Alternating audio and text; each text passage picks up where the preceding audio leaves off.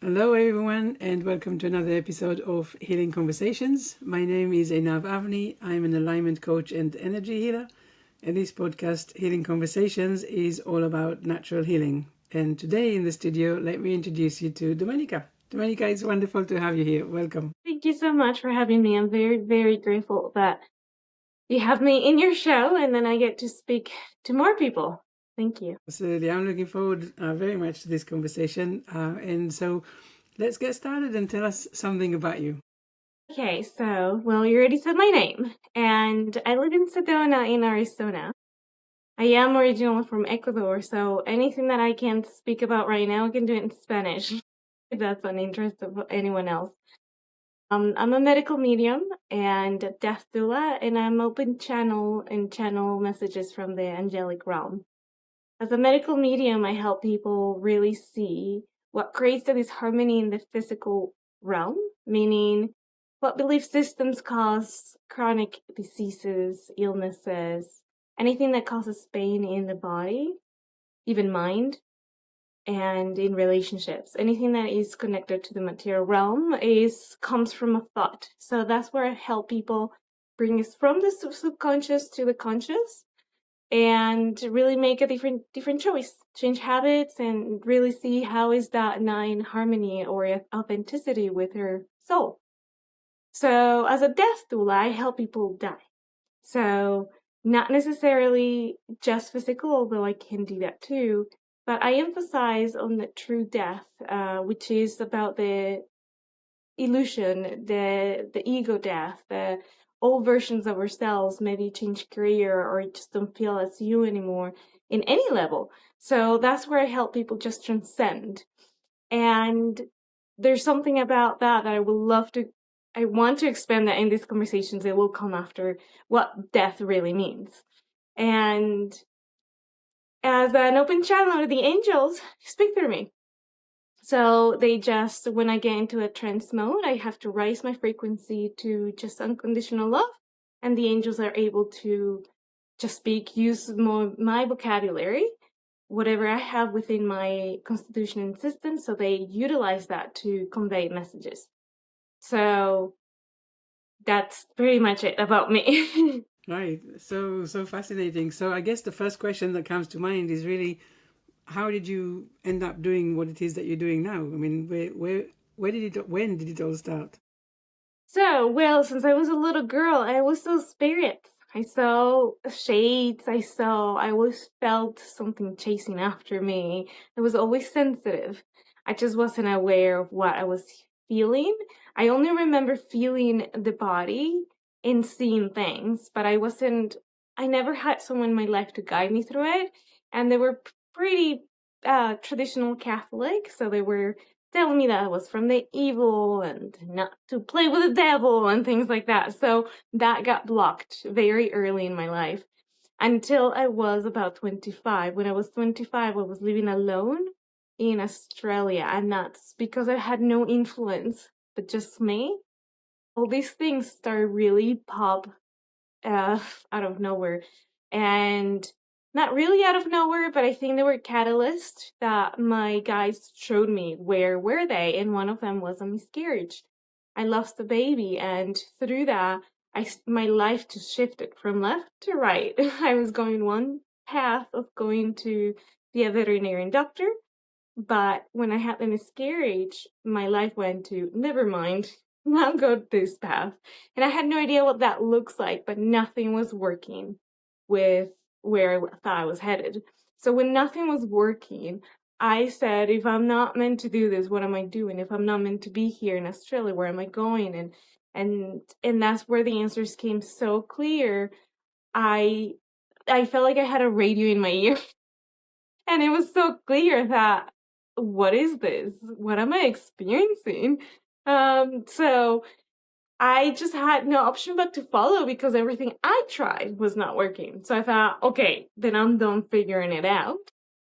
And now that I'm here in Sedona, that path has continued with such a depth until I started channeling. When I started the angel speaking through me, I questioned it because I felt different. I felt I couldn't feel my body. I felt like I had no idea what I was saying, but it was talking to the other person. And I had this split. I was witnessing and seeing everything, yet I knew it was not my doing. And I asked, who's speaking to me? Because I felt so clearly that it was not me. I would have never said everything was being said. It was very loving and neutral. And that's what I noticed. How would I know this information? This is something I wouldn't know, plus the way it's said. And it's not imposing, but rather inviting into their own answering, their own discovery, and very neutral in neutralizing fear and limitation. That's how they told me Acme. And that's the name of the angelic consciousness that worked through me. So after that is when they told me, you were activated to channel. Now you're gonna go into path to embody what you channeled. So that's where I've been, is the embodiment of everything that I've channeled and guided people. It's in me, in my body, in my doing, in my behavior, in my perception. And that has been the path until now, continuously. It's just embodiment of the wisdom, the love, the higher perception, etc. So that's how it began, and now here I am, ready to help more people. Right. And so when you meet someone and you doing the channeling, other than being aware that some other thing is speaking through you, do you feel anything else in your body as well? Yes. So because of the law of oneness, I feel the way I receive information is me experiencing the same thing. But from a witnessing point of view, say the person has IBS, or say the person is experiencing something in the mind, I will feel it, I will experience it, I will see it, I will hear it. But it's just like chills, they just come and go. And that's how I receive information. I don't experience it as mine. I experience it as that's the energy. So I can speak to it and guide it. And especially to give me the clarity of what the other person is experiencing. Sometimes they give me visions, and it's a little harder because I think, okay, what this is the metaphor. And then I have to only verbalize it. So that makes sense for the person. I don't understand what the person's situation is, but as I communicate, they say, this is my experience. This is what I actually do. And that's how we develop the one-on-one. But I do experience what I see it in medical. Yeah, so they say that they may have an ache or something in the eye, but what I see is the energy transit of it. So it goes from the eye and all the way to the spleen or the liver, and they just show me the transit. And many times it is connected to different pains. They say, well, I have this thing in my jaw. Then reality begins all the way in the hip. So it is connected to the beliefs, the dimensions, that we are multidimensional beings. So what dimension are we not in harmony in? So that is represented as in the chakras, because each chakra is an existence. So, for example, the root chakra is about survival mode, feeling that you belong, community, anything that is connected to the material realm. So if there's a belief system that I am alone, I am not supported, I don't know what it's like to feel taken care of, survival mode, it will begin here. That can also transmit to the lymph nodes, to the jaw, then to the head. So it's just everything is connected. But the root cause really is in the astral, is from thought. And from thought moves into the energy and expression, which is an emotion. And then goes into the body. So when we feel body pains, 100% of the time is a message. And we're learned that to tame it or take medications, and we've disconnected to our own communication with God inside of us. And that's what I'm here to help people remember. How can we no longer be in separation with that communication that is one straight line from here to God? Because it's not out there, it's really in every cell of the body. That communication in the ether from the spirit to the material realm is through the ether, and there's every space in the cell is what God is. From the cell to the space of the cell, to what is not seen, to what is that cell creating into an organ, and the organ creating a behavior, and the behavior creating an action, and then the action creating something in your life. So, and that's why it's the connection to the astral, the first womb of creation, which is the throat. The throat is really where the sound from thought to sound to frequency and sound is what creates a faster momentum in the material realm. So in the material realm is how everything we see, but there's something that I love saying.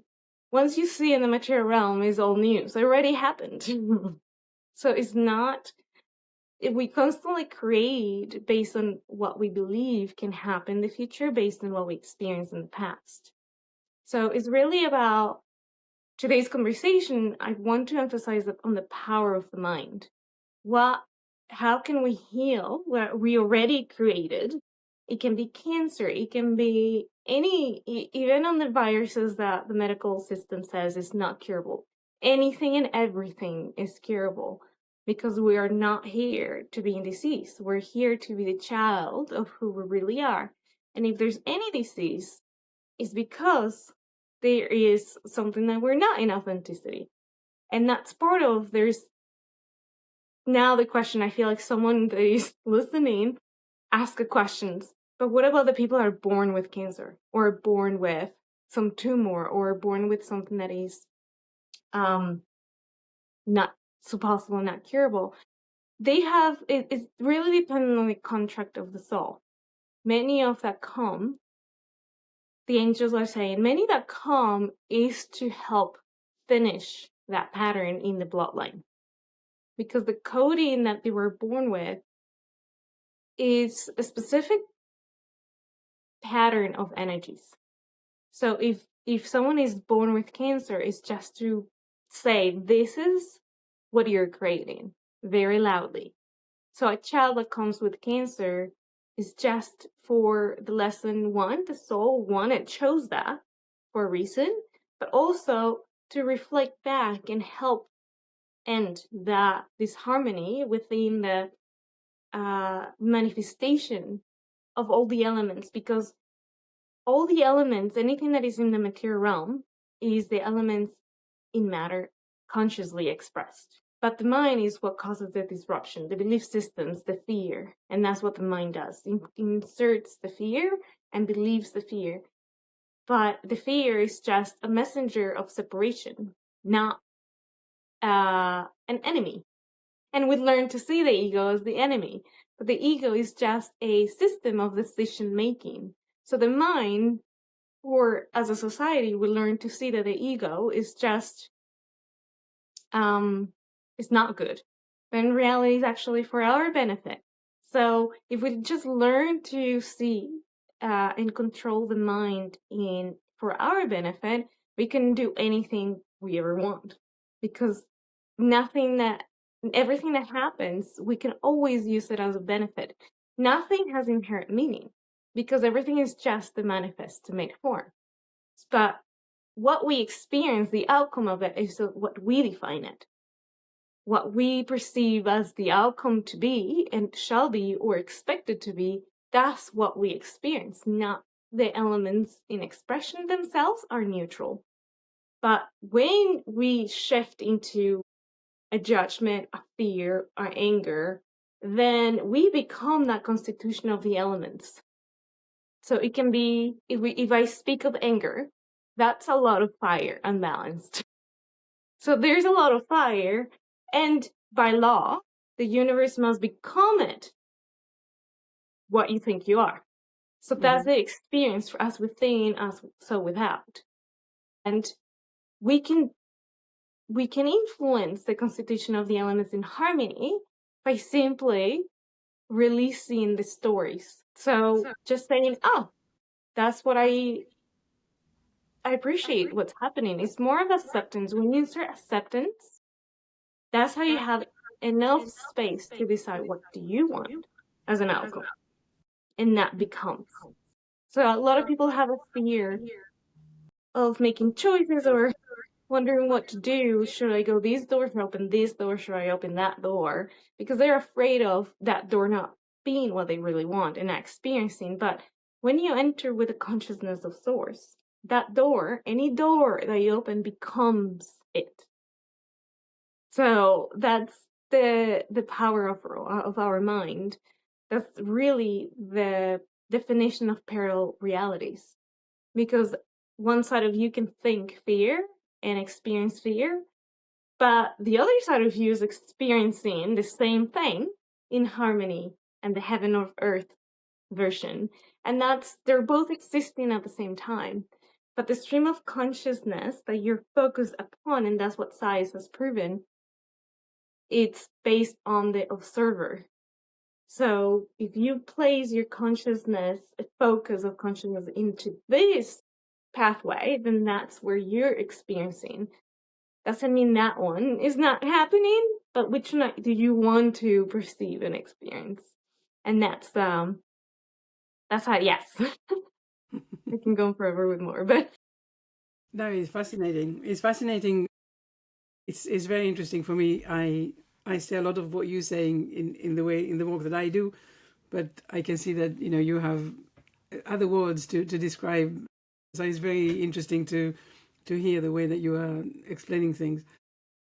But I want to know, first of all, the first question that comes to my mind is it possible? Because if we're saying that everything is influenced by thought and then emotions, and then it comes to the behavior in the body, can it ever be that we are completely in alignment and everything is therefore in pure health, or can that ever be? yes, actually that is very, very possible. The reason why you don't see many people behaving like that is because of, so there's two things. One, their soul lesson.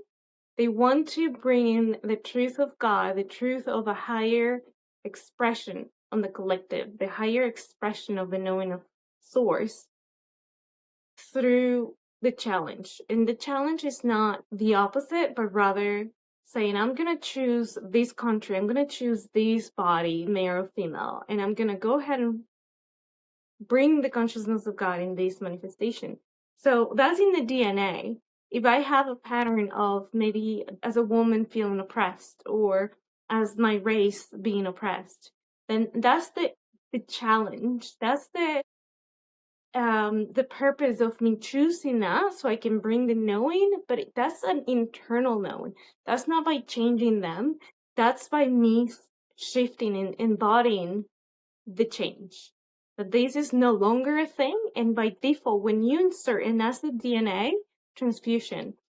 The angels just recently actually guided me through a detox to do a DNA transfusion, and what that means is they showed me that in the telomere, when the cell separates, there is a transfusion of codes of the AUCG protein. So in there, when there's a transfusion, it's not only from the DNA coding. That's what ancestral patterns come from.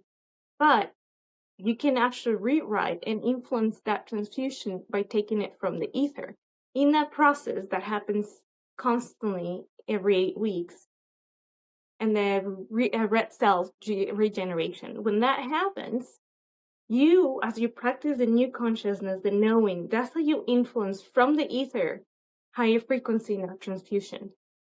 So that's the shift. Every time you shift, by default, because of the DNA connection from the ones before and after you, is how we're shifting the collective, is how we're actually healing ancestrally. Not by, this is my personal thing, I don't believe in past life regressions because there's no time. So if time only exists in this dimension and everything happens right now only, then that means anything that I'm seeing or I'm revisiting doesn't mean it stopped happening. It's just that frequency is active now. And I may see it in a version that I can understand it. So that's why, because there's no past and there's no future, only now. So if I see that, or my consciousness is re-experiencing something in a different form, is because that's active now. That's active now in my consciousness or in my soul or in my body. And that's the shift. So when you shift that, you can experience the child of God in harmony. So what I'm trying to say is like, yes, that it can happen, but there's, in these times where we're at now, many of us came to help the shift. What that means is also taking, okay, what is happening? What has happened since the revolution? What has happened since industrialization? What has happened since all these times of separation? We take that consciousness in the bloodline and we're shifting it. But we're not shifting it by telling people what to do. We're shifting it by experiencing it and saying, no, this is not who I am. And in that shift is how we are giving space for the ones that are coming. New kids are more perceptive, understanding a lot. They're just higher frequency. It is because we are transcending and we're transmuting a lot of the old paradigm. So when they're born, they don't have the same influence in the ether, in the body, in the mind, in the society. They just bring higher only to help us. We are the bridgers, pretty much. So in a sense, yes, that is possible because that's who we are. It's actually easier to be who we really are than all this struggle. When we're in pain, when we are in discomfort, that's actually hard, but is known. So what death, but now I can insert what death means. If people are not really afraid of death, people are actually afraid of living, because life is physical and non-physical. When we leave the physical body, it's not that we cease to exist, we just continue. So in that continuation, there's truly not death. It's only change of form from very dense and slow to non-physical, and then we experience more things simultaneously, or more free, or more, it's easier even because I help and I work a lot with spirits in the non-physical. They hear us and communicate a lot easier than what we can hear them and communicate with them. It's only because of the frequency.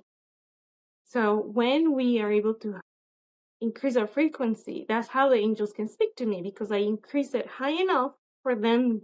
They will never, they cannot lower their frequency. We have to raise the frequency.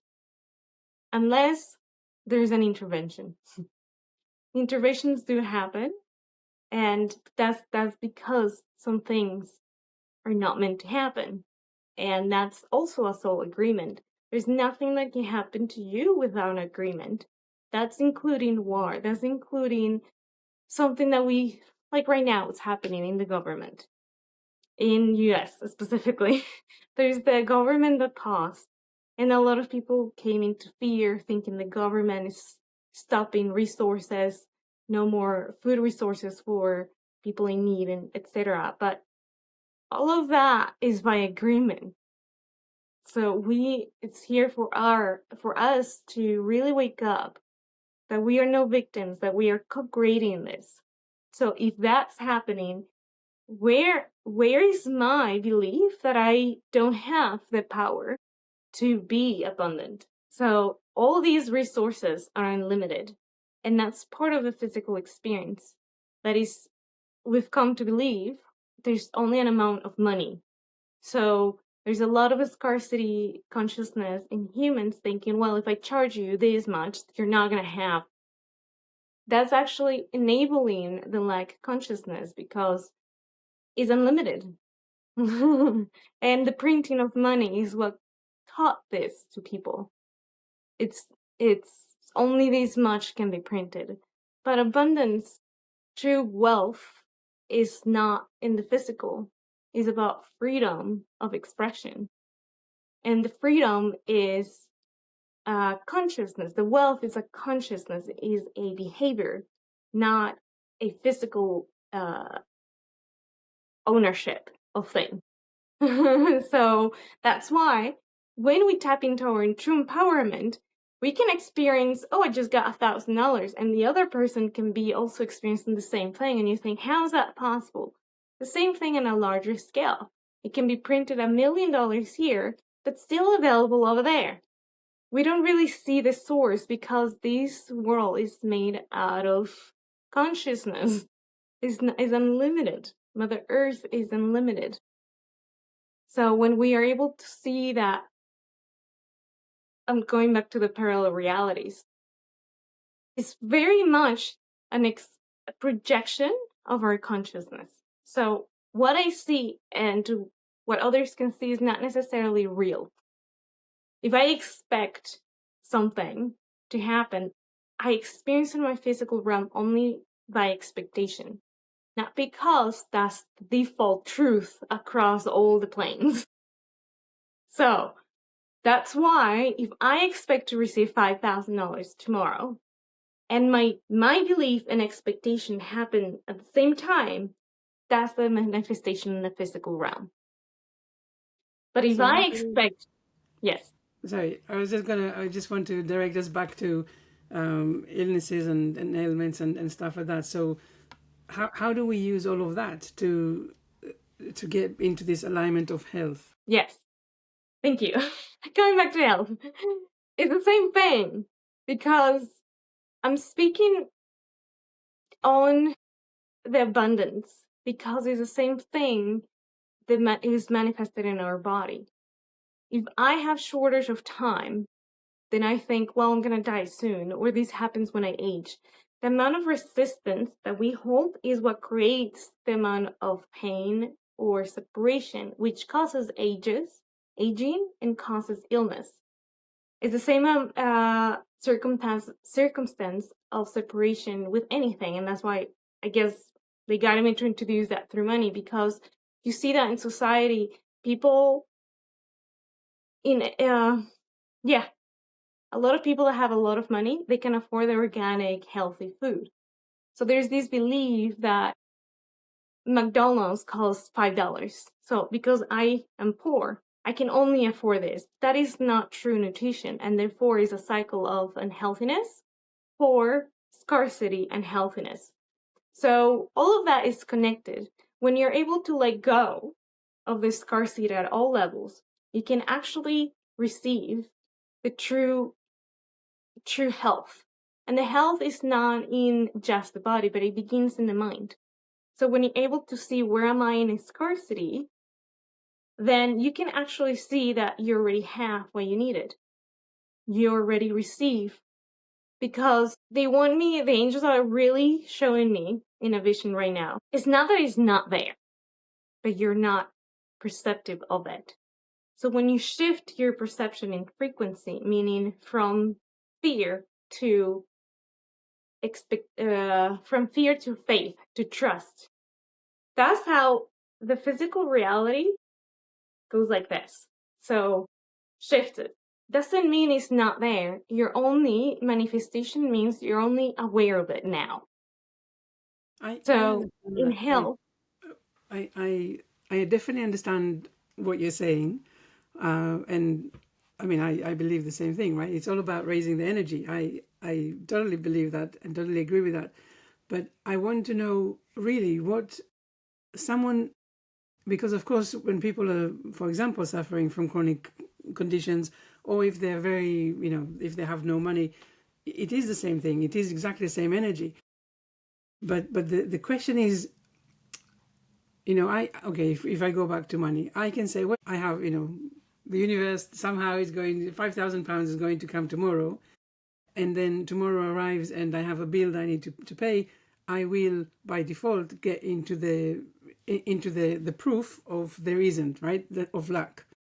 And it's a very, I don't know even how to do it, how to say actually it is there and I just didn't, I wasn't in the right energy. But it's the same thing about illnesses and conditions. When people are so, they get up in the morning and the pain is still there, and the pain is even worse than yesterday, and now maybe there is another thing that is painful and stuff. It's really hard to get into what you're saying, and I want to understand what can people do to bring it on, to really figure out that, figure out is not the right word, but I think it's really hard for people who are suffering in the moment to understand or accept, or even kind of get a mental picture of what that could be like, to say, actually, just by raising my energy, or with alignment of thoughts and emotions, I can get into a different reality. I'd love to explore this a little bit more. Yes. So it is all by introduction of resistance. So we have to change the story. That's why they began by saying nothing has inherent meaning. If there's a pain, it's only because of the momentum that has been created prior. So the body, every day and every second, is the infinite intelligence in expression in the body. So the body already has intelligence to bring everything back to homeostasis. But because we reinsert the resistance, is the loop. So when we feel the pain, the first step is just acknowledgement, because you cannot change something that you don't own. If it's not yours, then it's still like it's over there. But anything that you experience, feel, and perceive is only your own energy. So the first step is acknowledgement. At one point, I believe this to be true. And accept, self-forgive. Self-forgiveness is the first step. That's why it's acknowledgement. Now, the next step is bridging the consciousness from this happens to me to is getting better. And that's how you release the resistance. Because if you were to say, I am healed, it's such a big gap that is actually contradictory to, it's just not, will not take you to the other side. And that's why you go from general affirmations, general self-talk. I am only getting better and better. My body is continuous healing. So as you say that more often, that's how you are increasing in frequency, because you're introducing non-resistance. I may not know now, but it's happening. But I get that, but I still want to know, so say I'm suffering from something, and I get up in the morning, and first thing I say is, I am getting better and better, I'm getting better and better, and I really do my best to get behind this statement, I am getting better and better, and then I get out of bed and junk, the pain is still there. How do I then stop myself from going back into this resistance, like you're saying, and saying, actually, I stand behind the I am getting better and better? How do we make it from what I'm feeling physically to where it is that I'm actually wanting to go? That's will. Because a lot of people, and what I hear from you, is this expectation overnight. But if there's enough pain and there's enough emphasis on what I don't like, then that's what I'm focusing upon. And that's what continues. But really is about compassion. Is really about saying, being patient. And patient doesn't mean, well, I'll wait 100 years, or I'll wait until a month. Patient means being present. That's why the first guidance was acknowledgement. Because with presence is how that energy can actually move. When you feel the pain, but not believe in the pain, that's a different way of expression. You let the energy move, but you talk to it with acceptance, with love. Like, okay, I understand you're hurting today. It's okay. It's just acceptance. So that acceptance alone is what takes you to the healing. Is what takes you to the not being that in there. Because, it really depends on how much can you accept what was, but what the truth is. So it's really about the emotional, there's no amount of action that can compensate for the lack of alignment. So that's why is alignment first in the emotional side, in the emotional body, to really don't fall back into the fear, the disappointment that is not yet here. or the healing is not happening, but rather aligned yourself into it is happening, even if my eyes don't see it. It's happening. And then long enough, it's not there. But it's because you've practiced enough for that pattern in the neurons, in the neural pathways to expect the difference. People really want to not feel the pain anymore. But if they don't want to feel the pain anymore, that's the resistance itself. I think the fascinating thing that you're saying, and it is funny because yes, that's exactly what I'm saying too. It's all about the alignment. But I love what you're saying, that actually it's a mind shift that we need to do. That yes, I may get up in the morning and the pain is still there, but I need to continue saying that yes, it is there, but I'm already on that journey of healing. And so the more I get back into the yes, it is there, the more I am stopping myself. So it's like a really important shift of how I'm talking to myself and how attached I get into the illness or the bank account or whatever it is, right? Because it's exactly the same thing. So I think it's what we want to maybe add to exactly what you're saying is that we want to bring more of what will it be like when it's done, but not allowing ourselves to stay again attached to the physical pains and ailments, because this is bringing us back. So it's a contradiction and resistance. Yeah, and sometimes people, because if you try to do something out of the disappointment or the not wanting it, that right off the bat, you're out of alignment and you're not headed into the path of healing. So what you want to do is wake up, acknowledge it if it's painful, but you have to distract yourself. You have to put the emphasis into something else altogether. So for example, you take a nap, or do a puzzle, or watch a movie, or go for a walk, or just talk on the phone. Anything that takes your awareness out of the pain. Because if you're in pain, it's like, okay, well, let me do something that makes me feel happy. Then your consciousness goes right there, and the body has the space without resistance to heal itself. So it's either you completely, it's not about ignoring it, but just putting your frequency into what makes you happy. And that's something we see in society. People learn to ignore it with alcohol, smoking, and just coping. And that is not the same path of healing, because now becomes a perpetrating cycle, but rather is let's distract with higher frequency. So you always want to put yourself in something that makes you feel peace, ease, happy, joy, anything that is high frequency, so your body can actually heal. So the other step is, one is complete distraction, but that distraction cannot be coping. It has to be into something that makes you happy to actually achieve healing. And numbing. Yeah, absolutely. Yes, because a lot of people, even on healing, there's a coping of eating.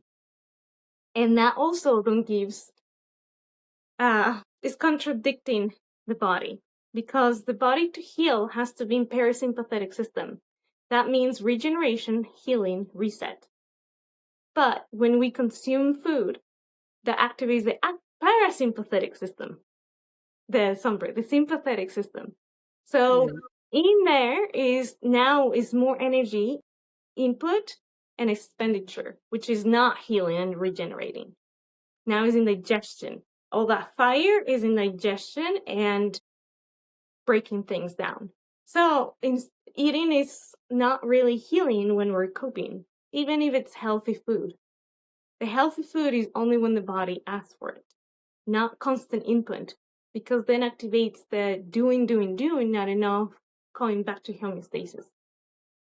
So that's why part of the eating is going into a fast long enough to recognize the communication of the body.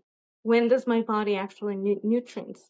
If you want something to eat very specific, rest assured that's a craving and that's an emotional need, and not the body needs that. You really think so? Do you think that there's? I know, of course, there's emotional craving, of course, but I always thought that the body is also telling you what kind of nutritions or minerals or whatever it is actually missing, and It's interesting because I remember when I was a child, I had a friend, and I don't know why, but she liked to eat stones. And and when we figured out that there was probably something that her body was missing, that it was really just getting the, I don't know what, from the stones. Yeah, see, and that's the earth. That's right. Now we see that's earth element, and that's the minerals. So Yeah. yes, it can be the body, but if it's a specific, for example, sweets, Right. that Yeah. tends Yeah. to be I want to be nurtured, compassionate, or missing the love of a mother. The same with crunchy things, that's anxiety, and or I'm bored. So spicy is adventure, things like that. So if I crave a burger, it's not going to be the body needs something, but rather the body needs the balance element in it. So that's why if you need minerals, that's needing the earth. When you feel already, if you give the emotional first, meaning I feel secure. When you feel the security or the safety, then you won't be craving the same thing, but you will know exactly what you eat. And the body creates that. So, because the body already has that. All people think that they need sugar, but the body can produce glucose. And that's through the fruit or other things. But not that we need to continuously eat carbohydrates either. It's so many of the amino acids already exist in plants and things like that, and the body does produce. So that intelligence does come when you're in alignment. But if it comes with something specific, a burger, a dessert, or that one thing, that is an emotion because the mind has learned to feel that with that food. It's the connection already in the subconscious. Right. So that's why coming back to the next step of one is introducing more distraction, but the healthy type of distraction, something that makes you feel happy. And the other one is actual visualization, and this is psychokinesis. So you can open up or use Google anything about that anatomy. Say you have, say you cannot hear properly. That means in the eardrum, there's little cilia that catches the sound, meaning the cilia are either broken or reduced or something happened to the cells that is no longer catching the sound the same. What you do in visualization is regrow them through meditation. So you see what is supposed to be, and in meditation, you bring in your third eye, and then you see that, and you just visualize them growing them back up. And that's how you can use the mind to recreate that, the same as teeth. There's not technology being developed to regrow that, but you can do the same with the mind, and that's by the power of focus, intention, and consistency. The same way with anything that is in disharmony. If my stomach is in pain or something, there must be an energy that is in resistance. When you're in the silence long enough, you can catch, oh, I actually feel upset, or I cannot digest something that just happened. Maybe I was fired. If I just was fired and I'm still in the resentfulness of it, it will be in my stomach. I will not be able to, either I'm constipated or I have a very bad stomach ache or something in the spleen or things like that. And so when that pain happens, you can only see that in silence and stillness because you're in the receptivity frequency. In receptivity, you can actually see and move, see and move. But I So, want to ask a question about yeah. that, because in the work that I do, I always make sure that I kind of separate between acute situations and chronic. So acute is anything around 3 months time, and then chronic is anything over 3 months. And but what you're saying so importantly, right, is and I also believe that yes, if you feel a pain, you want I always say find out what's triggering you, what is upsetting you, what are you angry about, what are you believing about what is going on. But basically, what you are saying is if you are catching yourself in the moment whenever it happens, then it's not going, it doesn't need to get into a chronic condition. It will actually, you can solve it in the moment. Yeah. But the question then is, how do we help people to figure out that thing that is actually triggering them, or they can't digest, or what happened? Because sometimes, yes, if I got fired, for sure, that's a big enough thing, I will know it straight away. But if it's something that is more subtle, how do I know that this is what bothered me? And then how do I let it go? How do I make peace with it? Or how do I acknowledge that, that there was a situation and now I'm okay with it? Right. So this one is very important, I find it, because in my own experience, I've had, of course, before me knowing and taking through these processes, I was not very emotionally intelligent. I had no idea what to do with things, and the way I grew up was very suppressive. So I couldn't really speak up if I didn't like something, or if I cried, I was punished. And that's what taught me not to speak up. So growing up, I bottled things out very easily and became a lot of pains. I had stomach issues or constipation, things like that. But what I can say from acute to chronic conditions is that it's the same thing. The only difference is because of the frequency of the frequency of it being practiced. So the pain is only connected to how long you've practiced that belief. And I had someone with IBS one day, and she was very bloated and she was in so much pain. And I helped her see that the root cause was that she truly believed she was broken. When she was 3, her stepdad told her so many ways that what she was not enough, and what she did, and all of it. So she had this belief like, well, I'm broken, so no matter what I do, I'm wrong. And went into her life, so 15 years of IBS, and she went to see so many doctors and no one could actually fix it. And when she came to me, I tell her it's because no one is really addressing the root cause. The root cause is you finally deciding, I am not broken. And it takes that. It takes a decision to really see. That's because the mind works by comparison. It's either this or that. And this, if I choose illness, if I'm experiencing illness, that means the healthiness, by default, is worst. And that's a belief system that is developed. If I'm unhealthy, some people believe that if I'm healthy and I've become good, that I'm no longer supported because through victimhood, they are seen, they're validated.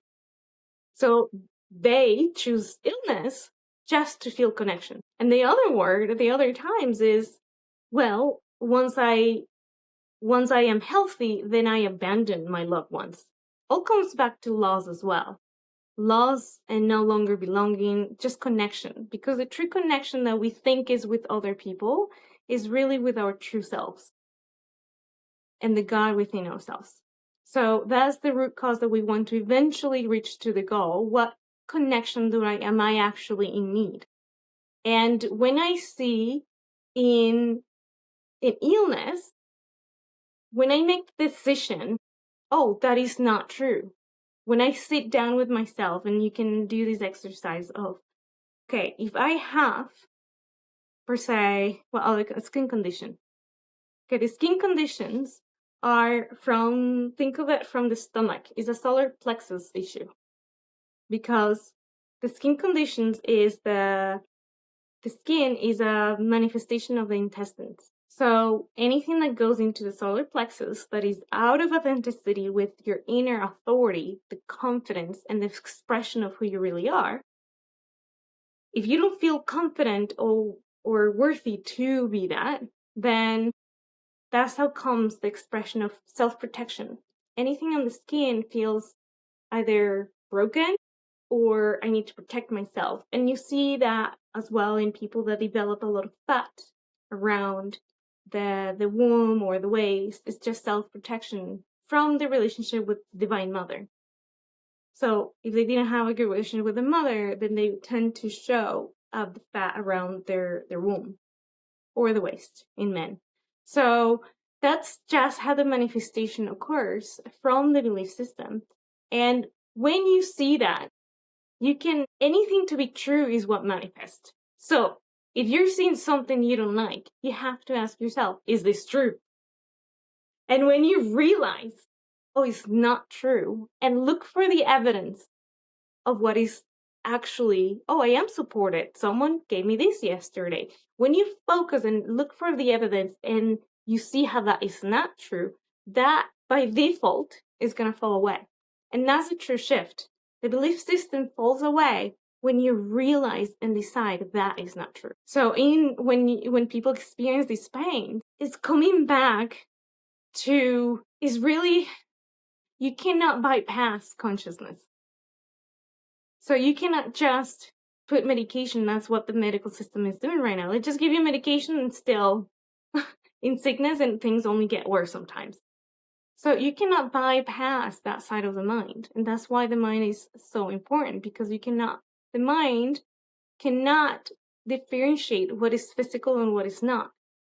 If I envision something, I already feel an emotion, and the body therefore you radiate that outside. So that's why you cannot really bypass thinking, well, that will get handled. No, you have to acknowledge, coming back to why acknowledgement is the very first important step, because you have to acknowledge what is. And in that what is, you have to decide what is for you. Whether I want the sickness or I don't want the sickness. And that sounds like, well, it's easy to say than done. That is really about making a decision. How brave and how done are you of experiencing pain? How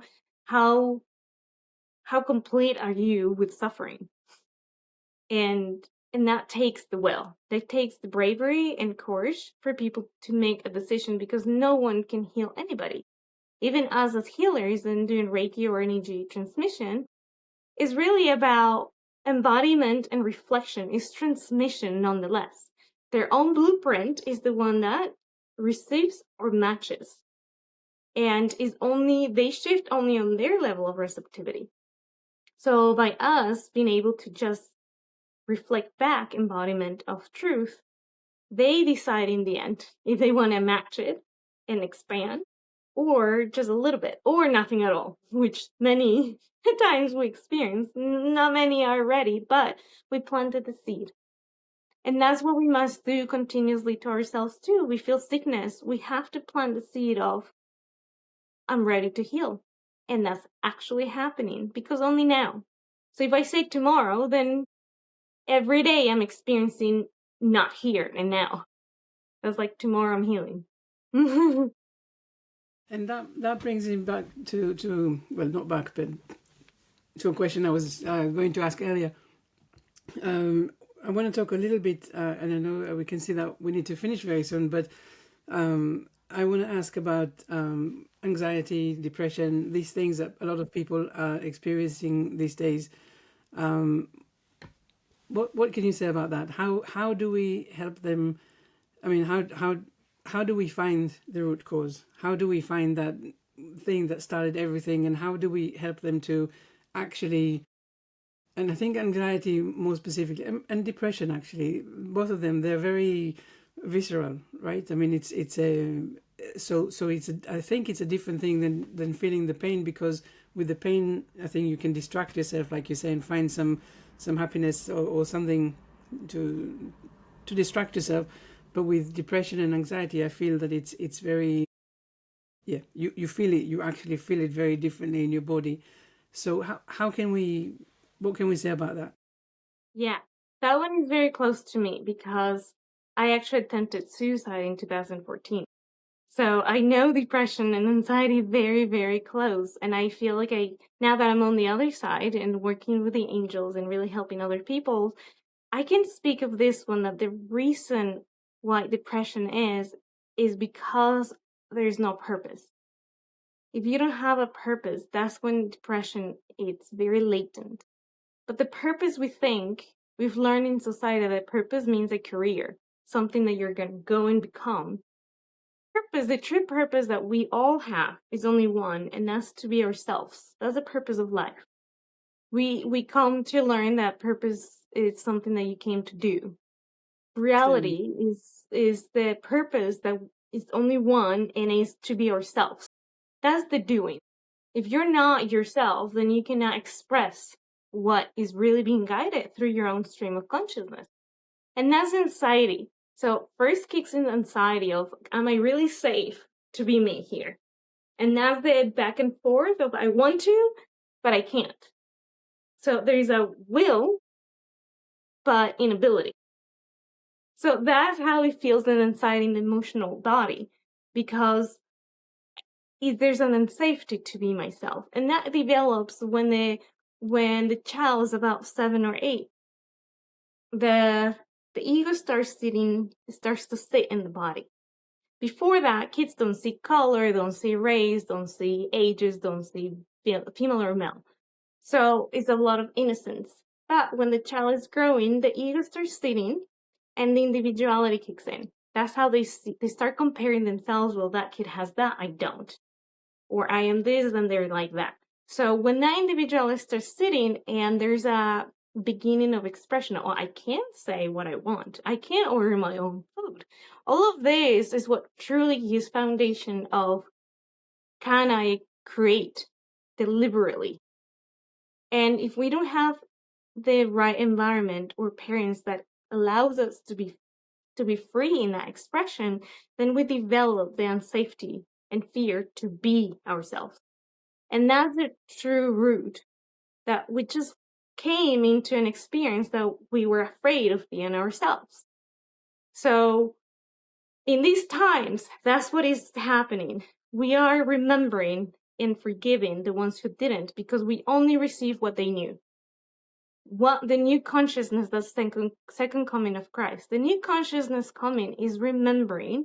It's not about them, it's us becoming and doing, is the Christ within in action.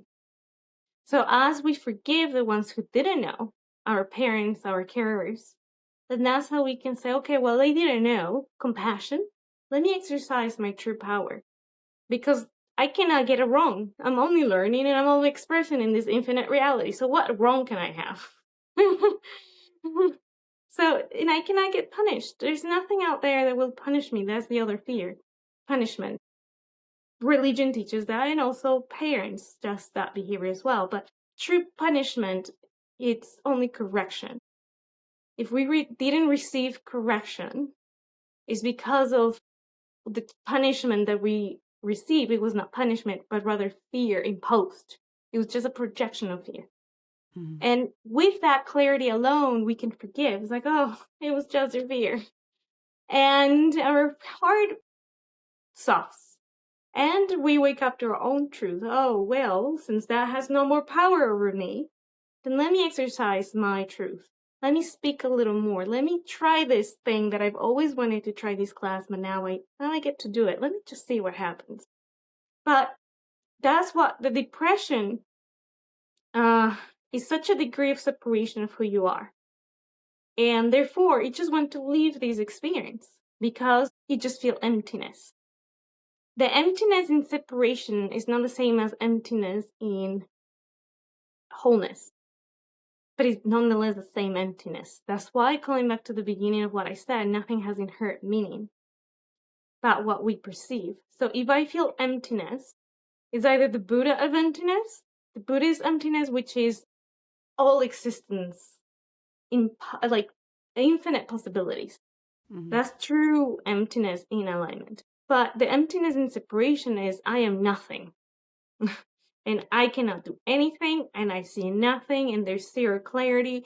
So that's the where you have to twitch the consciousness. In this emptiness, you can either, that's the neural pathway. In the nervous system, excitement and anxiety runs through the same pathway. So if we just experience the same, but it's a matter of perception. If I perceive it as excitement, then, oh, well, I wonder what could have happened. But if I experience as anxiety, oh, what's going to happen? So it's the same feeling, and the body reacts the same way. but the outcome is going to be dependent on your perception. So the depression, I'm going to ask the angels to give a very quick exercise for how to step out of depression, curiosity. And this is the funny thing, because when you're so depressed, you're not interested in nothing. So there's zero interest. But you can hack the mind with the body. If you just take 3 deep breaths, you give enough space for a new thought. So by the 3rd breath, deep breath, there's enough space for a new thought. And the goal is to just say, I'm curious about something new. And small exercises of, well, I have a rack of books I've never even read. Let me see what this one is about. And it's just the action, this baby steps is what can take you from maybe curious about the book if it's been sitting in your stand for long, or can be about, let me explore that shop I've never walked into. Maybe it's an item there that helps you step out of depression. Maybe it's a conversation, maybe it's a person, maybe something you see. But you have to acknowledge that there's a way out. Yeah, I know. To me, it always nearly, I guess, nearly in every interview that I do, at some point we get back to that place of, yes, it's acknowledgement, it's a decision, it's I'm willing to let go of all of these things that I'm experiencing in order to find a new reality or new truth, a new way of being. And of course that is wrapped with a lot of fear, and so a lot of the time we just go back to how we were, and we don't complete that. But yeah, absolutely, decision and awareness, change of mindset, all of that has to be there for us. Yeah, and decision and mindful. I'm gonna bring this with mindfulness, that every death is actually suicide, because when the soul decides to leave a physical experience, is by a decision of the soul. Even if it causes pain somehow else or something else, it's still a decision of the soul. So it's not wrong with that either. It's just, there's nothing wrong with that either, because life does not cease to exist. But the people that are still in the physical experience, is for them to accept as well. And an invitation of the soul that has gone into higher frequency, an invitation for them to reach higher frequency so they can connect. Sometimes that is also the agreement that I will leave before you do, so when I do, I will help you go up in frequency, because of the desire to reconnect. Yeah, well, there's so much there, and I feel that there's so many things that we touched on, but other things that there's still so much more to touch on. But I think for me, this has been definitely fascinating conversation, and I'm very grateful for you for coming on and sharing all of that. But I have a feeling that we're going to continue that, because there's really so much that we haven't touched on yet. Yes, and I would love to just give a summary for all the listeners. Yes, please. The summary will be, the true power is in who you already are. You already are what you are looking for. So it's a matter of allowing yourself to see that. And that is not, if you truly don't know who you are, just be gracious with yourself, be compassionate, and just take that. Oh, they just gave me a metaphor. Think of it when you go put an address on the GPS. When you put it in the GPS, you say, this is where I want to go. Sometimes you go to the left and the GPS says reroute. That's how you are. That's how we are constantly. Your higher self will always guide you to where you want to go from where you're at. Even if you make a left or a wrong turn, which is not wrong, you're still learning. It's like, oh, this is not where I wanted. Okay, from here, guide me to where I go. And that's why it's about grace, because we are such a density that everything is slower. So from here to there, it takes time and speed and direction is the fourth dimension. So that's why it's about the grace of I'm going to be present with each turn I take. And that's why it's a saying, be happy with the journey. Because the journey, the decision you make along the journey is actually your destination. Because you're going home to a place that you never left. We're just having an expression in diversity. And in this diversity, we can have fun. Doesn't have to be suffering. So that's why it's about really seeing in the mind, what am I creating for myself? If there's nothing out there, I lived with a shaman for a month. In my first ceremony, this is where I woke up. This is where they told me, you've created everything until now, from day 1 to day 0. You did it. And I thought, what? Because I lost a child, I got a divorce, I attempted suicide. Oof, it was so much in my life. And I thought, you're telling me I created such thing that I would never create that for me? Like, nah. So we were in ceremony and I said, well, if that's true, I say, if my mind is the one that's creating things, I say that I dictate who takes the first sip of that. It was a medicinal tea that was pretty bad tasting. So it was very bitter and not like something to calm the thirst. So I said, and I say this person will be the first one to grab that cup. And so we do the ceremony, everyone was thirsty, and I thought, well, the tea's right there. Someone's gonna grab it and probably, like, I was just waiting for the universe to show me, because I tested it. And that's something you can do as well. Anyone can test, like, show me where it's at, surprise me today. Test the universe. It's like, it will show you where you are. It will show you that you can actually receive. So I test the universe, and this person, someone said, okay, I'm thirsty. I was like, okay. And I thought, okay, the tea is going to be grabbed.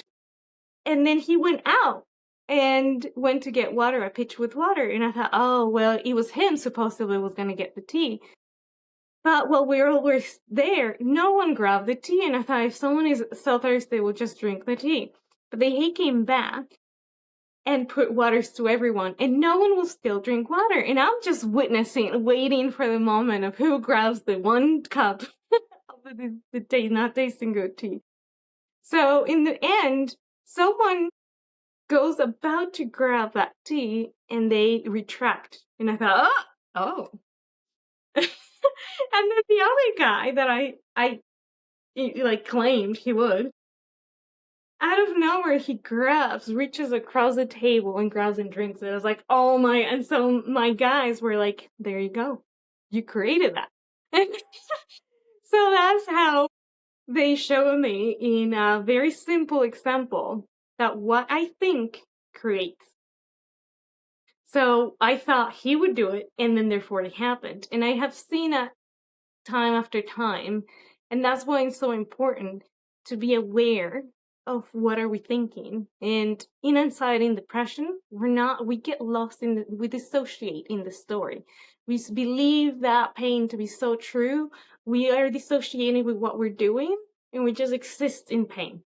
So that's why the breath and that just breathing, taking a walk, it does miracles to the mind, because you give that one small 3-second space to have a new higher frequency thought. So the more you take just 5-minute walk into the air, because the nature, the ions in there is what is a transfusion as well. You have low frequency, you get into the vicinity of nature, by default, you benefit. They emit higher frequency to you. You raise in frequency. You thought, oh, oxygen, that's life force. In depression and anxiety, your life force is very extremely low. Yeah. And that's why when you just go into the oxygen, the way to increase life force, meaning higher frequency, is a few ways. One is more live food. The more processed you eat, less life force there is. So it contributes to your mindset. So you just want to eat a little things closer to the sun, meaning the sun to plants, plants to mouth. But if per se the bread, sun to the plant processed to the grain bleached, then baked, then eaten. So it's a lot of process, not much life force there.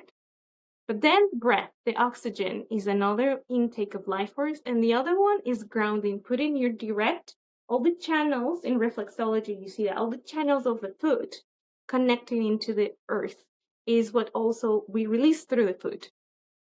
So you can also intake the life force from Mother Earth through the ions that way: breath, food, and mind awareness. So the mind awareness is a little harder.